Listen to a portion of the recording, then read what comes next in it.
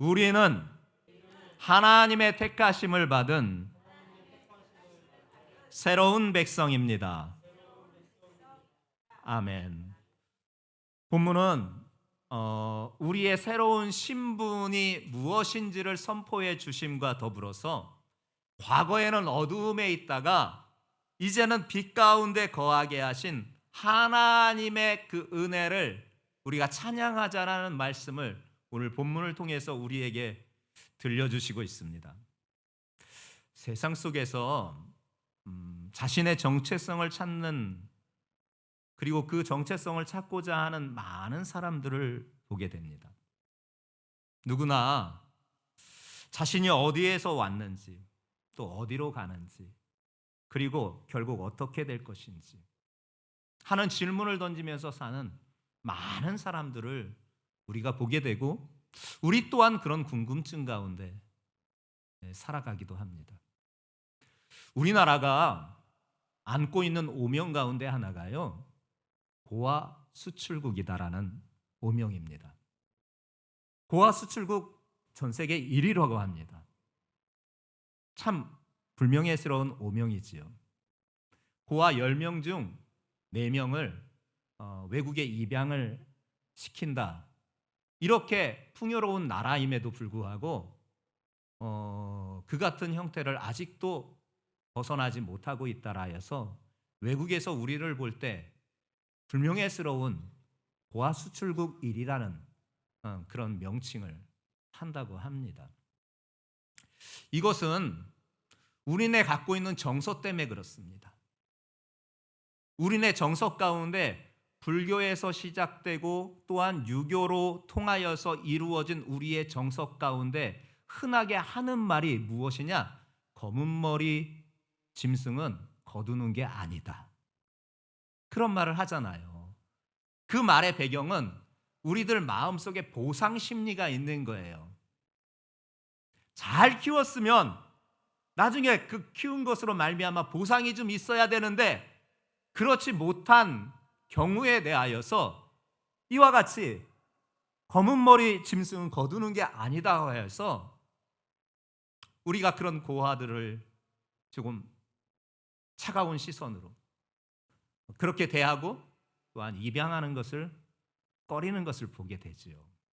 이게 다 우리나라의 오랜 불교로 시작된 유교로 걸쳐서 온 우리나라의 정서 가운데 이루어진 일이에요. TV에서 방영하였던 일화가 하나가 보여요. 그 우리나라에서 외국으로 입양된 아이들이 그곳에서 성장하다가 언어가 다르고 인종도 다르고 피부 색깔도 다르다 보니까 인종차별도 당하고 무시도 당하고 많은 그런 경우를 겪게 되고, 가정에서도 입양한 가정에서도 바로 성장하지 못하고, 또한 그 지역사회에서도 성장하지 못해서 아이들이 힘들어하여서 결국 자기의 정체성을 찾겠다고 우리 대한민국 정부의 어떤 기관에게 부모를 찾겠다라는 그 의뢰를 하는 그런 영상들을 보게 돼요. 자기가 도대체 어디에서 왔고 왜 이곳에 살아야만 했는지, 그리고 결국 어디로 가야 되는지에 대한 그 자신의 그 정체성을 찾고자 하는 그 마음. 근데 그렇게 해서 만나게 된 부모들을 보게 되면 정말 피치 못해서 어려운 경제 상황 때문에, 정말 어려운 형편 때문에 어쩔 수 없이 자신의 아이를 고아원에 의탁한 부모들도 있지만, 그렇지 않고 불장난처럼 아이가 생겨서 그 아이를 버린, 그래서 그 성장하고서 그 배경을 알고서 더 실망하고 더 마음을 괴로워하는 그런 모습들을 보게 됐습니다. 그렇게 우리는 자신이 어디에서 왔고 또한 도대체 왜 이곳에 있는지, 그리고 어디로 가는지 해야 대한 궁금증을 어쩌면 누구나 다 갖고 있습니다. 그런데 하나님의 말씀 성경은 우리에게 놀라운 것을 가르쳐주고 있습니다. 우리는 하나님께서 택하신 특별한 백성이라는 사실입니다. 하나님의 말씀 성경은 하나님은 우리를 단순한 존재가 아닌 아주 특별한 존재로서 우리를 택하여 주셨다라는 것입니다. 그 사실을 우리에게 말씀하여 주시고 있습니다. 오늘 본문을 통해서 이 하나님의 택하심을 받은 성도들의 새로운 신분이 무엇인지 구체적으로 살펴보면서 함께 은혜를 나누고자 합니다. 성도들의 새로운 신분이 무엇이느냐? 4가지를 말씀하고 있습니다. 9절 말씀 전반부를 우리가 함께 합독해 보겠습니다. 시작.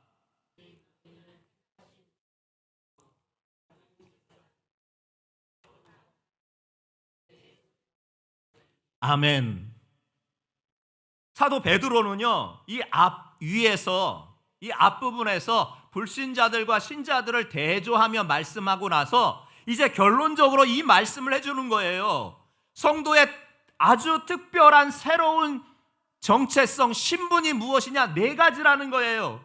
첫 번째는 택하신 족속이고요, 두 번째는 왕 같은 제사장이고요, 세 번째는 거룩한 나라고요, 네 번째는 그의 소유된 백성이다라는 이 4가지 특별한 신분이 바로 하나님의 자녀인 우리들이 취하게 된 신분이라는 거예요.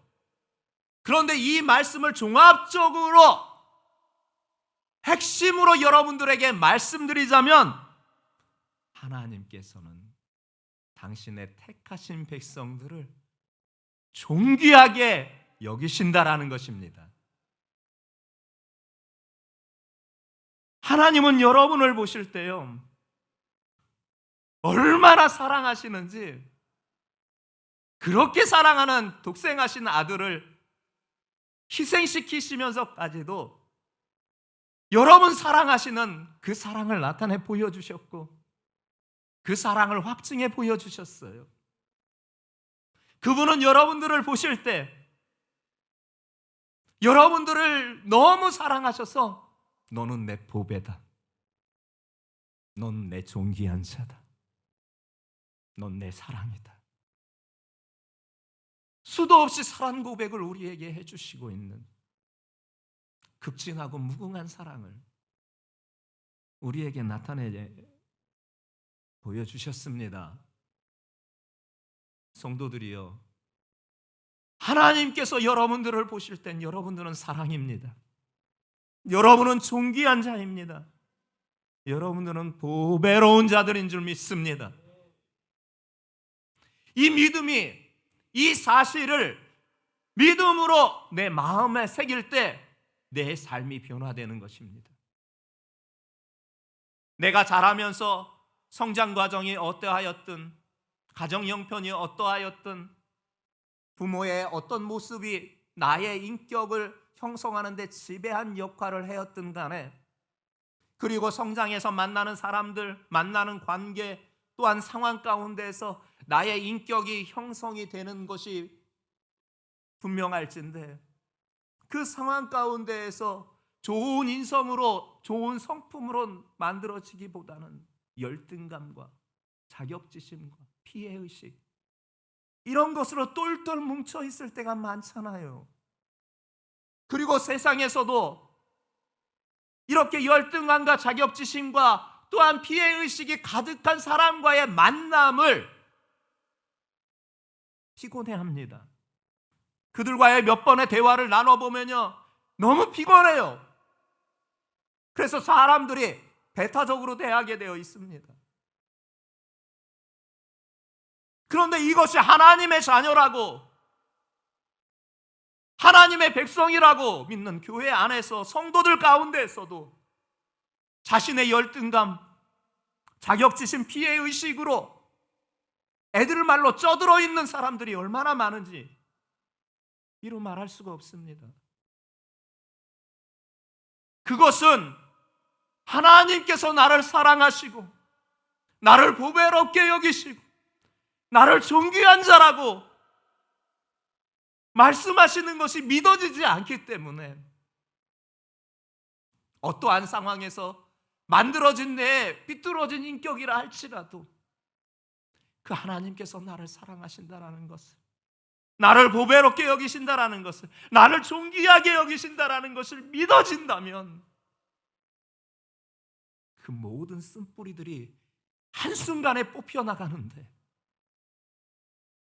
그게 믿어지지 아니하니 하나님을 섬기고 신앙생활 한다고 해도 여전히 열등감과 피해의식과 자격지심 가운데 머물러 있은 우리의 자리를 보게 돼요. 오늘 주님께서, 내 아버지 하나님께서 여러분들 향해서 말씀하십니다. 너는 내 사랑이다. 너는 내 존귀한 자다. 너는 내 보배다. 믿어지는 믿음이 성령 하나님께서 여러분들의 마음에 주시기를 예수님의 이름으로 축복합니다. 그 같은 믿음이 내 안에 가득할 때 내 인격이 변화되고 내 삶이 변화되고 내 성품이 변화되고 내 모든 것이 변화되는 것이에요.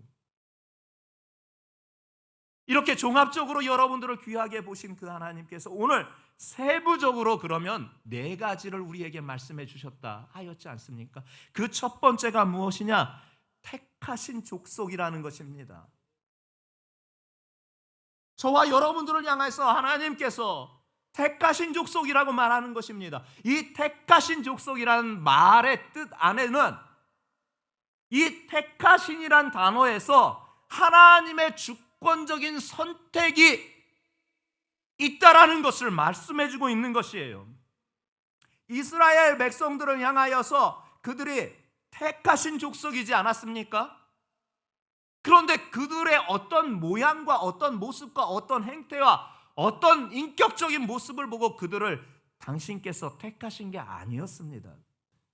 그냥 이스라엘 백성 그들을 택하신 것이에요. 즉 하나님의 주권적인 선택이에요. 택하다라는 이 단어를 세상에 적용하면은, 사회에 적용하다면 어떤 일정한 기준을 요구합니다. 이런 기준에서 합격돼야만 택할 수 있다. 직장 생활을 해도 그렇더라고요. 그렇게 수많은 면접을 보면서요, 불합격되는 이유가 있더라고요. 그 회사에서 요구하는 기준에 못 미쳤다라는 겁니다. 그래서 세상은 다 택하다라는 이 말 안에는 어떤 기준을 밑자락에 깔고 있어서 그 기준을 넘어선 자를 사회에서는 택하게 되잖아요. 근데 하나님의 택하심은 그런 게 아니었어요. 하나님의 그 주권적인 선택하심은 그런 어떤 기준에 부합돼서 택하신 것이 아니라 그냥 여러분들을 택하셨습니다. 만세 전에요. 야곱 보세요. 사기꾼이에요. 사기꾼. 근데 하나님이 그를 택하셨대요. 어머니 리브가 복중에 있을 때 큰 자가 작은 자를 섬길 것이다. 이미 아직 태어나지도 아니었는데 이미 택정하셨다라는 것을 말씀해 주시고 있잖아요. 이성적으로는 도저히 받아들이기 어려워요. 어떤 기준에서 본다 하면은 이 야곱은 기준에 한참 미달된 범죄자 아닙니까? 사기꾼. 근데 하나님께서 그를 택하셨대요. 하나님의 택하심과 하나님의 이 주권적인 선택하심은 그런 세상적인 기준에 적용하지 아니하셨기 때문에 오늘 저와 여러분들이 하나님의 자녀가 된 줄 믿습니다. 하나님께서 어떤 기준을 정해 놓으시고 그 기준에 부합된 자만 택하셨다 하면 저부터가 오늘 이 자리에 있지 못할 것 같습니다. 그런데 그분께서 나를 그렇게 택하여 주셨던 거예요. 그러면 그분의 이 택하심에 우리는 감사해야 하지 않겠습니까? 그리고 감사하면서 그분을 닮아가야 하지 않겠습니까? 로마서 12장 2절에 말씀하시는 바가 있습니다. 너희는 이 세대를 본받지 말고 오직 마음을 새롭게 함으로 변화를 받아. 너희는 이 세대 본받지 말아라. 오직 마음을 새롭게 함으로 너희들은 새로운 신분이 되었으니 마음을 새롭게 함으로 변화를 받아라. 그렇게 말씀하고 있음을 보게 됩니다. 즉 우리가 하나님의 성품을 하나님의 자녀로 택하여 주셨다라는 그것에 대하여 감사하면서 우리가 그분을 닮아가는 거예요. 그분을 닮아가는 건요, 세상을 본받는 게 아니에요. 오직 주님을 본받아서 살아가는 거예요. 그동안에는 삶의 목적이 세상의 성공이고 좀 부자가 되어지는 것, 어떤 사회적 명성을 얻는 것, 그런 게 가치 없진 않습니다. 그런 것도 필요하고 또 바라기도 합니다, 사실. 그러나 이제는 더 본질적으로 더 비교할 수 없는 소중한 내가 하나님의 자녀가 되었다라는 사실입니다. 하나님의 자녀로서 그분을 닮아가시는 우리 성도들 되시기를 예수님의 이름으로 축복합니다. 두 번째는 왕 같은 제사장이라 이렇게 말씀하고 있지 않습니까? 이 왕과 제사장은 좀 다른 개념인데 이것을 섞어놔서 우리를 향하여서 왕 같은 제사장이라고 말합니다. 왕은 권위를 가지고 나라를 통치하는 사람입니다. 제사장은 하나님과 사람 사이의 중보자의 역할을 하는 사람입니다. 그래서 업무로 따지면 분명히 다름에도 불구하고 이것을 하나로 뭉쳐놔서 우리를 향하여서 왕 같은 제사장이라고 말하고 계시는 것을 보게 됩니다. 즉 무슨 말이냐? 이제 저와 여러분은 하나님의 영적인 권위를 가지고 제사장과 같은 중보자의 역할, 그 사명을 감당해야 된다라는 것을 우리에게 말씀해 주신 거예요. 저와 여러분들은 이제 왕 같은 제사장들이에요. 왕의 권위를 가지고 하나님의 자녀로 만왕의 왕이시고 만주의 주가 되신 그분의 권위를 가지고 제사장의 직무를, 중보자의 직무를 하는 하나님의 자녀인 줄 믿습니다. 이 역사를 통하여서 많은 이들을 또한 하나님께로 인도하는 역사가 여러분들 삶에 나타나기를 예수님의 이름으로 축복합니다. 한 가지 또 말하고 있는 것이 거룩한 나라라 이렇게 말해주고 있지 않습니까? 출애굽기 19장 6절에 보게 되면 이 말씀의 근거를 우리에게 밝혀주고 있습니다. 출애굽기 16장 6절입니다. 함께 합독해 보겠습니다. 시작.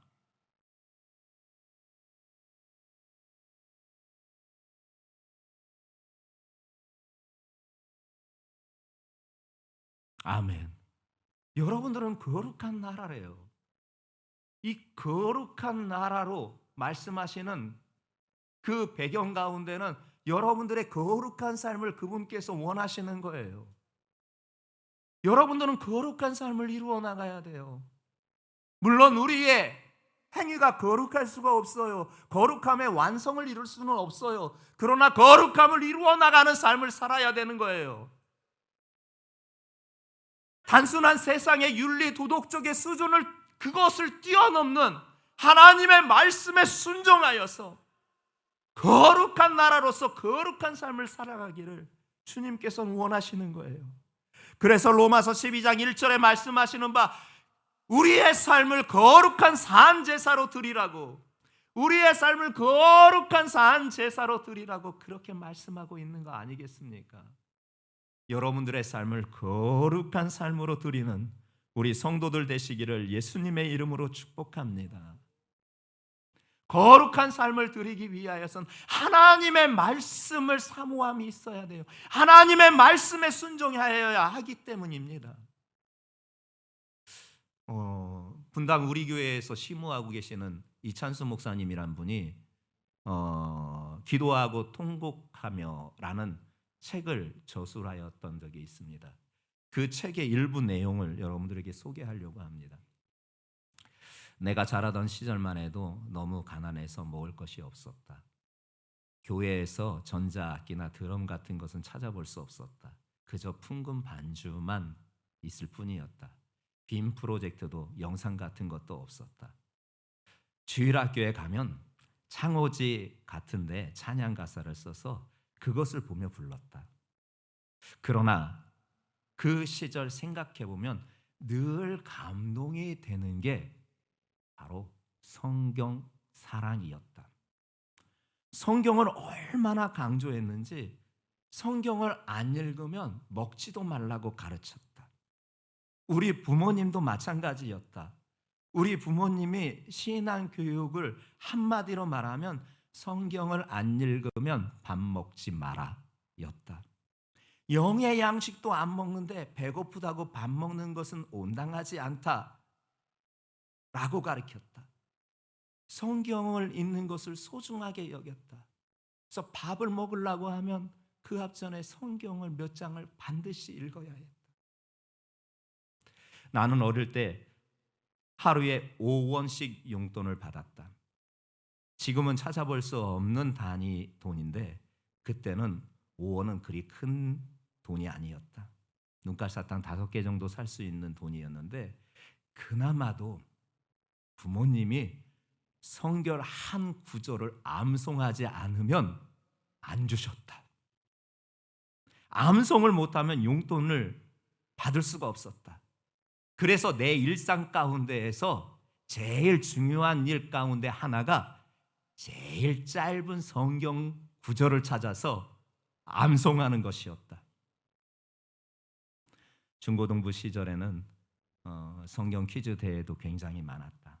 성경 퀴즈 대회가 시작되면 1등을 해서 잘 보이고 싶은 마음에 학교에서도 성경 공부를 하곤 했다.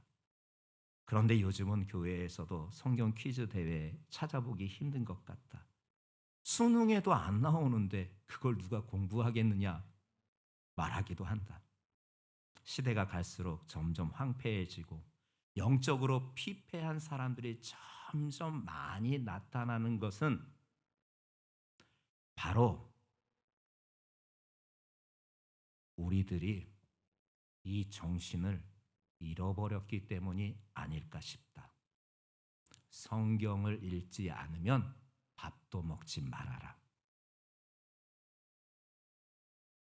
육신이 허기질 때는 밥을 찾으면서도 영혼의 허기질 때는 왜 성경을 찾지 않는지, 그것이 점점 갈수록 신앙이 난해도 황폐해지고 영적으로 피폐해지는 원인인 것 같다. 글을 이렇게 소개하고 있습니다. 성도들이요, 여러분들이 거룩한 삶을 이루기 위해서는 하나님의 말씀을 사모하고 그 하나님의 말씀대로 살고자 하는 애씀이 있어야 되는 거예요. 하나님의 말씀을 사랑하지 않는 자가 하나님의 말씀을 지킬 수가 없는 거예요.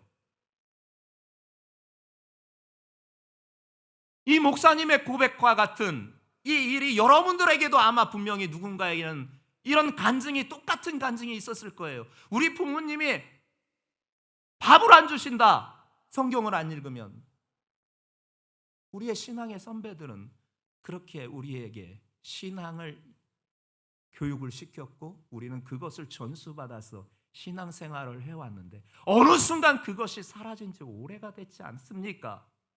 여러분, 오늘 아침 밥 먹기 전에 성경 읽었습니까? 대답 못하잖아요. 나도 못하겠어.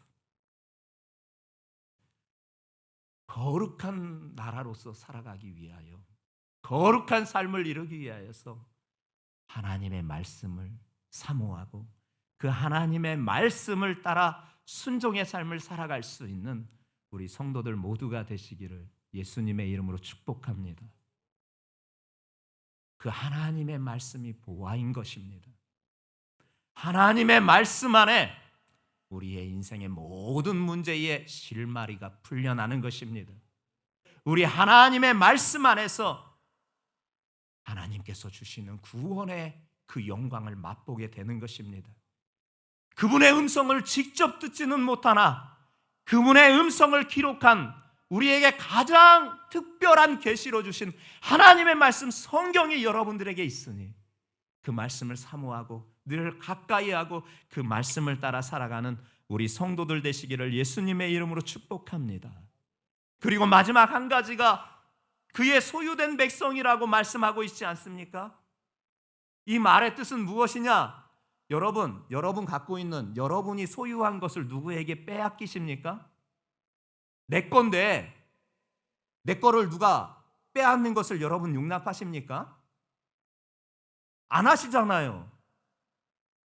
그의 소유된 백성이라는 것은 하나님께서 소유로 삼은 백성들을 지키시고 보호하시고 이끌어 주신다라는 말씀인 것입니다. 여러분들을 당신의 소유로 삼으신 그분께서 여러분들을 반드시 지키시는 줄 믿습니다. 여러분들을 보호하시고 여러분들을 이끌어 주실 줄 믿습니다. 여러분들을 빼앗아 가려고 사단 마귀가 그렇게 간계를 부려도 우리 하나님께서 여러분들을 지켜주시고 보호하여 주실 줄 믿습니다. 그 보호 가운데 우리가 살아가는 하나님의 백성들인 줄 믿으시기를 주님의 이름으로 축복합니다. 이 네 가지, 이 말씀하신 특별한 신분을 우리에게 주신 이유가 그 다음 9절 말씀부터 중반절 이하부터 우리에게 소개시켜주고 있습니다. 이는부터 함께 합독해 보겠습니다. 시작.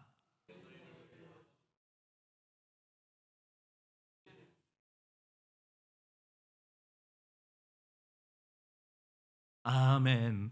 하나님께서 위에서 말씀하신 택하신 족속 왕 같은 제사장 거룩한 나라 그의 소유된 백성이라고 말씀하신 우리 그리스도인들의 새로운 신분 새로운 정체성을 부여하신 이유가 무엇이었는가? 어두운 데서 불러내어 그 기이한 빛 가운데 들어가게 하심으로 결국 무엇을? 아름다운 덕을 전하게 하기 위해서였다라는 것입니다. 여기서 덕이 무엇일까요? 우리가 생각하고 있는 그 덕일까요? 아니에요. 하나님의 말씀 성경 오늘 본문에서 소개하고 있는 이 덕은 헬라어로 보게 되면 타스 아레타스라는 단어를 쓰고 있습니다. 그 뜻은 무엇이냐? 찬미라는 거예요. 즉 아름다운 찬미라는 것입니다.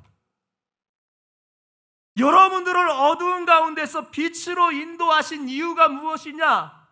그래서 새로운 신분을 부여하신 이유가 무엇이냐? 여러분을 통하여 하나님이 찬미를 받기 원하시는 것이에요.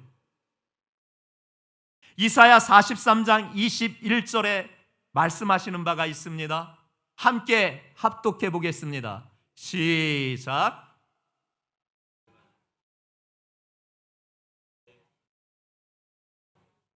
아멘.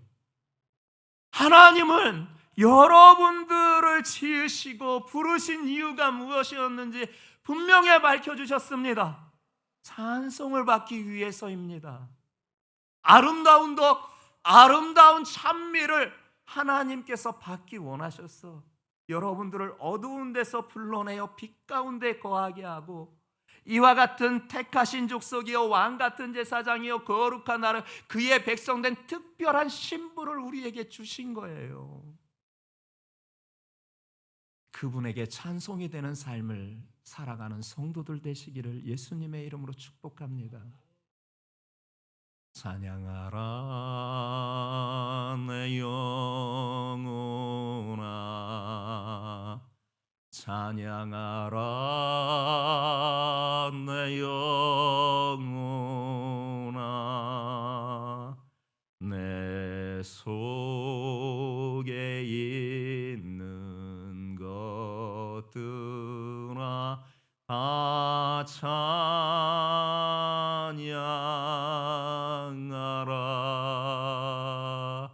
찬양하라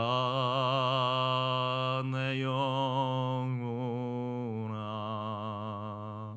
찬양하라 내 영혼아 내 속에 있는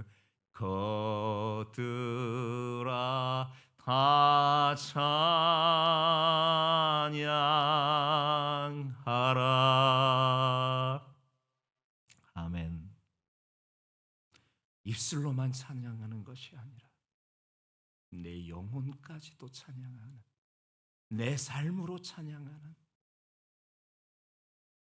그것을 우리에게 원하시는 우리 주님. 그분은 우리에게 무리한 것을 요구하시지 않습니다. 이룰 수 없는 불가능한 미션을 우리에게 주시지 않았습니다. 그분께서 우리에게 주신 원하시는 것은 우리의 입술뿐만 아니라 우리의 영혼과 우리의 삶을 통해서 당신을 찬양하기를 원하시는 것입니다. 이 찬양의 삶이 되시기를 예수님의 이름으로 축복합니다.